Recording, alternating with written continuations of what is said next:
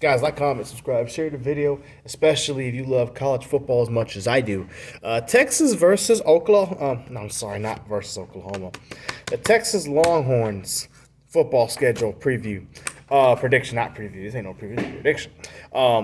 Texas, as we all know, lost Quinn Ewers. They lost a few players on offense, lost a few defensive players. But for the most part, they're bringing back a lot of players on both sides of the ball. The coaching staff stayed in check. Sarkisian's back. That's a good thing.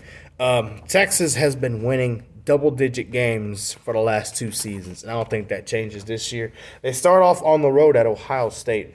A lot of people are picking Ohio State simply because it's at Ohio State. I beg to differ. I think Texas wins this game. I think Texas is the better team this year.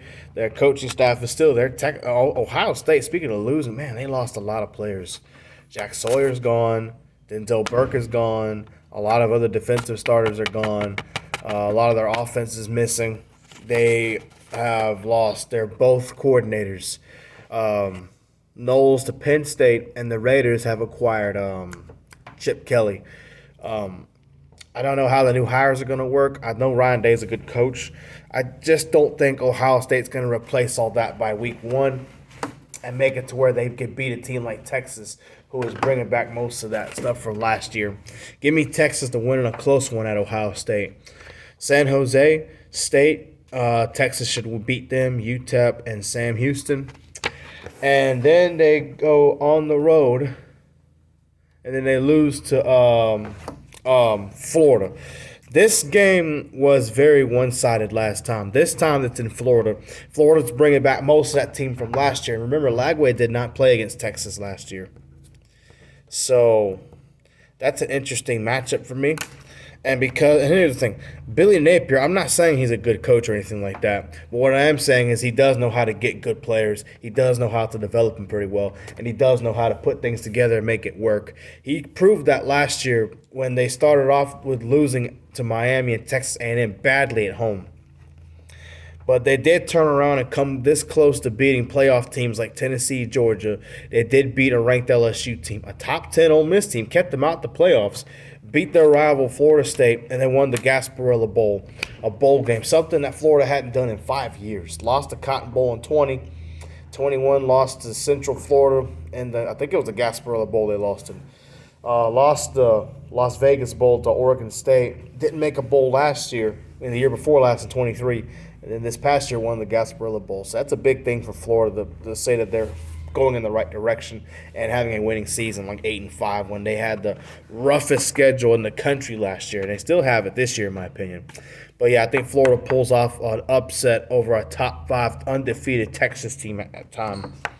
And then Texas has to go play Red River against Oklahoma. Loss. I think Oklahoma, the difference, and if you notice something about Sarkisian, he has never beaten a complete Oklahoma team. 21 lost to Oklahoma with Caleb Williams. And then 23 lost to Oklahoma when they had Dylan Gabriel. A complete team, man. They have a good offense, and they have everything that they need to win games. Oklahoma's going to have that this year. They had a great defense last year, but that offense was just terrible. Now they got John Mateer. They had a lot of injuries on offense last year that are coming back to play. The offensive line, I expect to make a big jump with an athletic quarterback. Defense is still going to be really good. I think this will be a close game just because it's the rivalry, and Texas is a really, really, really good team. But I think Oklahoma's a really good team. And I think the difference will be the fact that usually Oklahoma, especially this last decade, they have beaten Texas when they have an offense. And I don't think that changes. Give me Oklahoma to win, but Texas could win this game.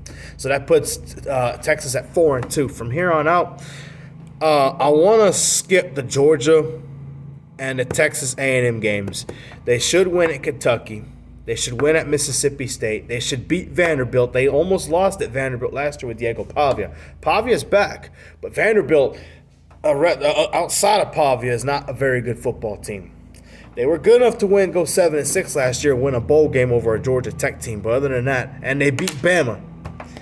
But Bama's not a well-coached football team. I mean, we saw that last year. But that's besides the point. The point is, Texas should beat them. They should beat Arkansas also. Arkansas has a habit of playing tough against really good football teams. And Sam Pittman, I get a lot of people have complained about him, and I keep saying it's like a broken record. That's what I sound like right now. But Sam Pittman is a much better person for that job than what anything they've had before him. Heck, they were getting beat 50-0 by something called Western Kentucky at some point. Well, not 50-0, and being a little dramatic, but 49-14 is pretty close to that. My point is, they should beat Arkansas, especially that's given it's a home game. I want to talk about this Georgia game and this Texas A&M game. Georgia, in my opinion, has been on a little bit of a decline, and they've had a lot of behavior problems on that team. A lot of players like to race. We've had a lot of problems going on that team. They've gone from going 15-0 to 13-1, missing the playoff because they keep choking Alabama. They go 11-3, only make the playoff because it's a 12-team playoff format. Otherwise, they would have been out the playoffs again because they can't beat teams like Alabama again, and then they can't beat Ole Miss for whatever reason. And then they get pushed around and slapped around by Notre Dame. Something that Kirby Smart that Georgia's never done before is lose to Notre Dame. And they barely beat Georgia Tech in overtime and million-something overtimes. Barely beat a Florida team that was bad at one point. And, yeah. So I think Texas is going to be better than Georgia. And to me, it doesn't matter where this game is played. I don't think it's a blowout by any means. Georgia's a talented team, and they're going to be up for the challenge to play Texas again. But I think Texas wins a very close one in Athens, probably by a field goal, maybe 6 points or less than that. Then Texas A&M. This game was boring last year. They were dominating Texas A&M, pushing them around, playing really good offense. Quinn Ewers just turnover prone, should have beat him by 30, but they didn't. They only beat him 17-7.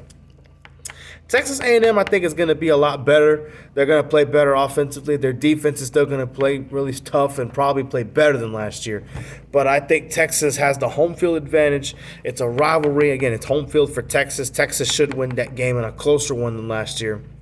Probably by 10 points or less. I don't think they're going to dominate A&M like they did last year and then mess around and give the game to Texas A&M on a silver platter and give them a chance to win. Again, Texas is just bringing back so much from last year. I think they're the most talented, the most complete team in the country. In my opinion, their coaching staff is still there.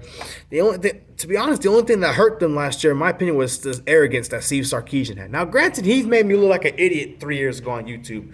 I said after going 8-5 that he would be out of a job at some point. I was wrong. That man made the college football playoff semifinal back-to-back years, whether it was a 14 playoff or a 12-team playoff. He has beaten Alabama. He has won the Big 12. He's made the SEC in his first year. He's done a lot of good things. Now I look like a fool talking good about him. But Texas should beat Texas A&M. Now that seems pretty fair to me. Florida on the road, Billy Napier's had a habit of winning one big game at home that he has no business winning. That Ole Miss game was it last year. I think this is the one for Napier this year. Let's say, and in Oklahoma, again, Sarkisian has not shown me that he can beat an Oklahoma team that has a good offense. I don't think that changed with John Mateer playing quarterback and Oklahoma's defense coming back from last year. That was so good. That seems pretty fair to me, 10-2. I think best case, they somehow beat Florida in a close one. They could lose that Ohio State game. They could lose to Georgia. Arkansas is a possibility because Arkansas is tough. A&M, anything that can happen. It's a rivalry.